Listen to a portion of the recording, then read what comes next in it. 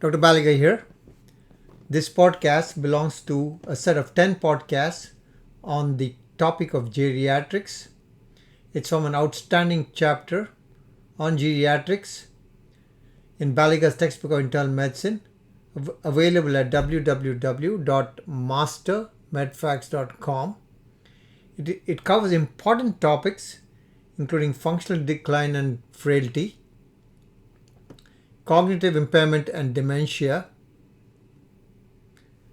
evaluation of cognitively impaired elderly driver, depression in late life, hearing impairment, vision impairment, urinary incontinence, undernutrition, pharmacotherapeutic considerations in the elderly, including pharmacokinetics and pharmacodynamics, elder abuse and neglect, goals of care and advanced directives, and prognostication. After listening to these 10 podcasts, you should have a solid foundation in geriatrics and should help you provide better care to your senior citizen patients. This chapter is authored by Dr. Jeanette Ross, MD, who's professor at the University of Texas Health Science Center at San Antonio. She is the Associate Program Director for Geriatric Fellowship and Director of Didactic Activities for Palliative Care and Geriatric Fellows. Her academic interests include integrating geriatric palliative care content into educational programs at the undergraduate and the graduate medical educational levels. The senior author is Dr. Widera, MD, who is Professor of Clinical Medicine in the Division of Geriatrics at the University of California, San Francisco, UCSF. He is also the Associate Program Director for Geriatrics.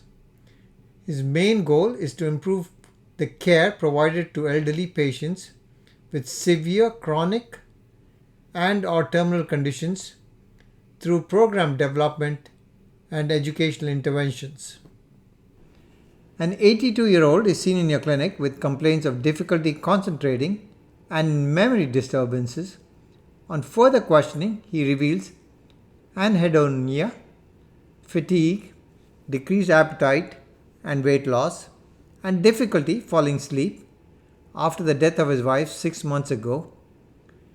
A cognitive exam showed mild impairments in memory, but normal attention, visuospatial abilities, and executive function. Which of the following is the most likely diagnosis? A. Grief. B. Delirium. C. Dementia. And D. Major depressive disorder. And the answer is D. Major depressive disorder. Grief is a normal and expected reaction to loss that often comes in waves and may include denial, anger, disbelief, yearning, anxiety, sadness, helplessness, guilt, sleep and appetite changes, fatigue, and social withdrawal. These symptoms of grief overlap with those of major depression. However, depression is a distinct entity. This patient meets the criteria for major depression as he has at least 2 weeks of depressed moods or loss of interest, accompanied by at least 4 additional symptoms of depression that include sleep disturbances, guilt and feelings of worthlessness, lack of energy, loss of concentration, and major difficulty making decisions, anorexia or weight loss, psychomotor agitation or retardation, and suicidal ideation. Although depression, dementia, and delirium may also have some overlap in symptoms, his normal attention and prolonged onset of symptoms argue against delirium, and the lack of impairment in other cognitive domains argue against a diagnosis of dementia. Depression in late life. Major depression is one of the most common mental health disorders in late life. As many as 1 in 10 older adults seen by a primary care physician and upwards of 30% to 50% of institutionalized older adults will have clinically significant depression. Depression in older adults may often go unnoticed by clinicians, as a depressed mood may not be prominent in later life depression. Rather, anhedonia, that is a pervasive loss of interest and pleasure, is more commonly found in older adults suffering from major depression. Older adults may also present with higher levels of anxiety and somatic symptoms, as well as concerns about cognitive impairment. Screening instruments may improve the rate of diagnosis of depression in older adults. Clinicians should screen older adults for depression using a standard scale. The PHQ-2, the Patient Healthcare Question-2, asks patients about depressed moods and anhedonia. If initial screening is positive, physicians should perform a more detailed history, physical and mental status examination that focuses on assessing mood, affect, cognition, and the psychological symptoms of depression. Physicians should also assess for other potential causes or contributors to depressive symptoms that are more common in older adults, such as medication effect from polypharmacy or pain from other comorbidities. Treatment with psychotherapy and or antidepressant medications can diminish symptoms and improve quality of life in older adults with major depression. Evidence from randomized controlled trials show that psychotherapy, including CBT, cognitive behavioral therapy, improves symptoms in healthy adults with unipolar depression. SSRIs, that is selective serotonin reuptake inhibitors, and tricyclic antidepressants are effective treatments for late life depression. Results from several meta-analyses do not indicate the superiority of one class of antidepressants over another. Selection of antidepressant should therefore be based on patients' symptoms and preferences, the antidepressant's adverse effect profile and cost, and the risk of drug-drug interactions. Anticipated beneficial side effects may also help guide drug selection. Tricyclic antidepressants should generally not be considered first line in older adults due to their narrow therapeutic window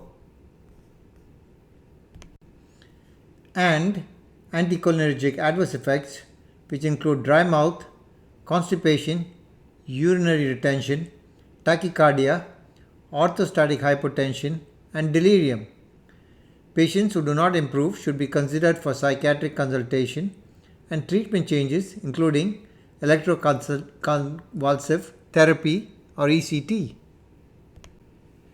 An interesting article in the New England Journal of Medicine, September 25, 2014, titled Depression in the Elderly, authored by Dr. Warren D. Taylor, MD,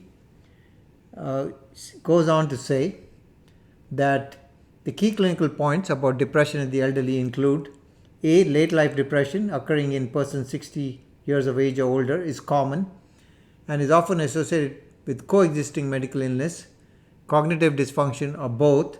B. Depressed older adults are at increased risk for suicide. C. Screening for depression is important, but positive screening results should be followed by a thorough evaluation to assess patient safety and ensure that treatment is warranted. D. Either psychotherapy or pharmacotherapy may be used as first-line therapy. D. Currently available antidepressants show efficacy in depressed older patients, but older patients are at increased risk for medication side effects. SSRIs are considered first-line pharmacotherapy. And lastly, standardized psychotherapy techniques are also effective for depression in older adults. This podcast is derived from an outstanding chapter on geriatrics in Baliga's textbook of internal medicine, available at www.mastermedfacts.com. It's authored by Dr. Jeanette Ross, MD, professor at the University of Texas Health Science Center at San Antonio. She is also the Associate Program Director for Geriatric Fellowship. Her academic interests include integrating geriatric palliative care content into educational programs at the undergraduate and graduate medical education levels. Her main interests include advanced communication skills, goals of care, pain management, and management of falls in the elderly. Her clinical activities are based in the South Texas VA healthcare system, where she is a staff physician within the Geriatrics department and extended care services, and she is affiliated with the Geriatric Research, Education and Clinical Center. She works in the Geriatrics and Palliative Care Consultation Service and the Geriatrics Clinic. Dr. Eric Widera, MD, is Professor of Clinical Medicine in the Division of Geriatrics at UCSF, that is University of California, San Francisco. He is also the Associate Program Director for Geriatrics. His main goal is to improve the care provided to elderly patients with severe chronic and/or terminal conditions through program development and educational innovations. Dr. Widera accomplishes this through various leadership roles, including Director of the Hospice and Palliative Care Service at San Francisco VA Medical Center, and he is the Program Director for the Geriatric Fellowship at UCSF. He has been the recipient of numerous grants and awards, including a Geriatric Academic Center Award at the Hastings Center Kenneth Dixon Physician Award and the Hartford Foundation as a Center of Excellence Faculty Scholar Award.